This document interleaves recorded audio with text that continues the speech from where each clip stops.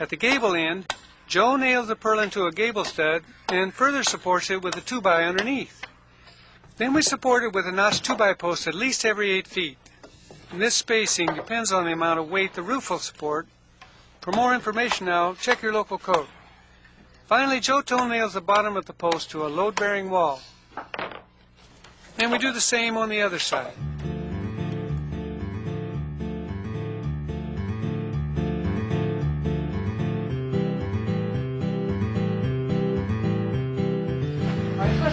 Together, everybody together.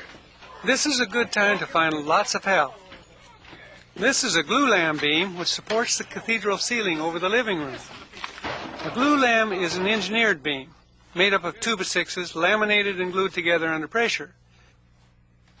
Then we lift one end onto a 6x6 post and into its pocket. The other end is supported by a long 4x6 post which sits over a foundation pier.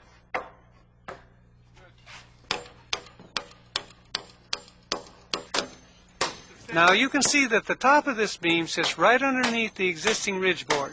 The rafters from each side will rest on top.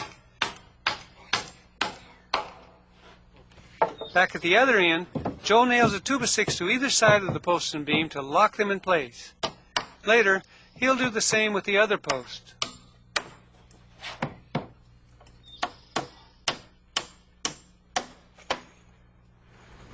Now we're setting rafters over the kitchen area. You can see the rafters run long here at the top, no ridge cut. But at the bottom end there's a regular seat cut and it nails in like any common rafter.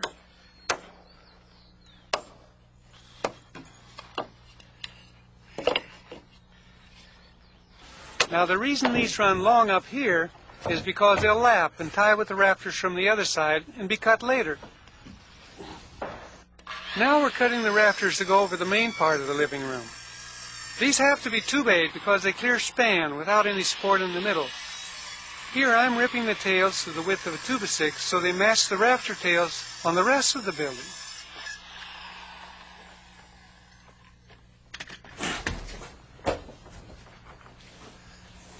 One by one I push the rafters up to Joe. We cut a 2-inch deep seat cut here on top so these 2 bays will plane in with the 2x6s. Down here, they block and nail like a regular rafter.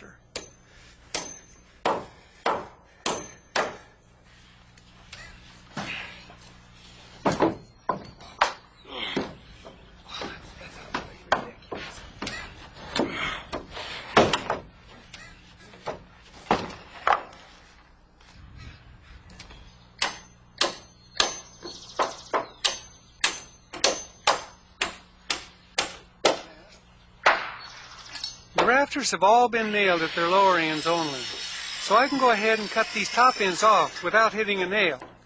Now the idea here is not to make perfect cuts. We just want to saw these ends down below the level of the sheeting.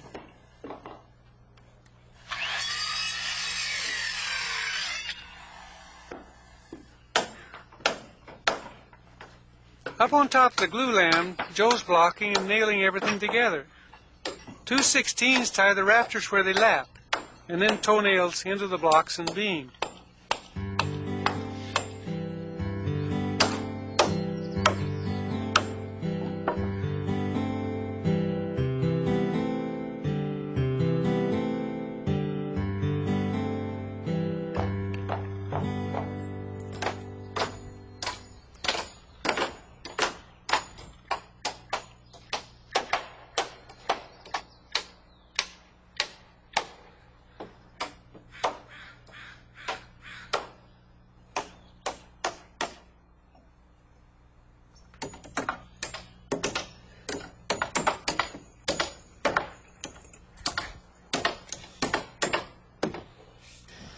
Now come get him right for endo.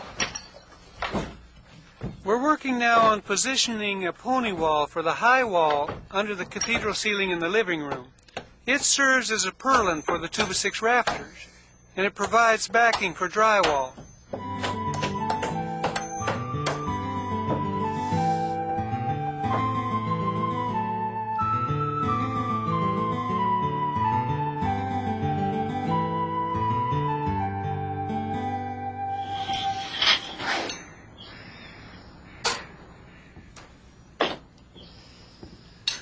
We're done finally with a lot of that heavy work up on the roof.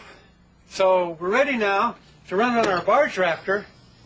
And here on the ends of these rafters, we've got fascia.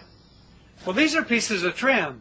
People are going to look at those for a long time, so we want to do a real good job at that.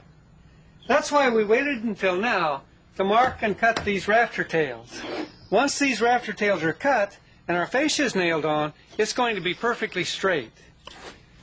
On this model, we want to give it a 14-inch overhang. That's why we made a mark at 12.5 inches, because our fascia is 1.5 inches wide.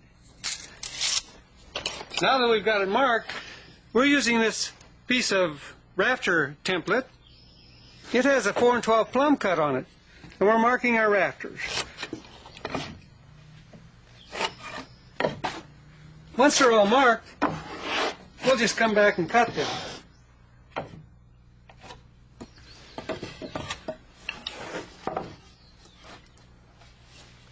You'll notice we cut a miter at the end of the barge rafter. This makes for a neat joint with the fascia, and we nail it together with galvanized finish nails.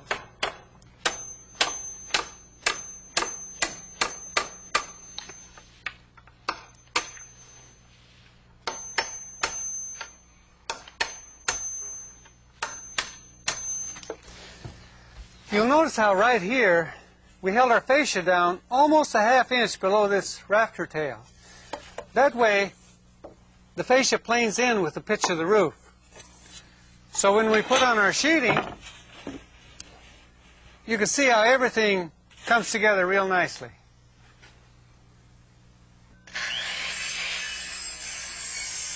After snapping a line and cutting the lookouts to length, Joe and I hang the barge rafters. They're 2x8 cedar, the same size as our fascia. Make sure you're well braced before leaning out over the edge. We nail off with 16-penny galvanized, 2 at the ridge and 2 into every lookout. Yeah. The ends run wild and will be cut later.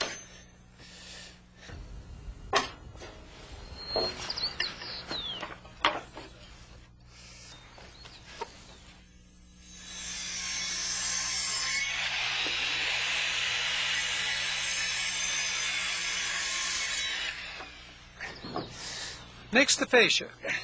Fascia hides the ends of the rafters and gives a trim look to the house. Here's a mitered corner, and again we're using hot dip galvanized 16s. Eventually we'll nail off our fascia with 2 nails into each rafter. You can see here how we hold it down a 1/2 inch, just like on the model. On a long run of fascia, joints are mitered and nailed at a rafter tail. Even if the wood shrinks, the joints still look good.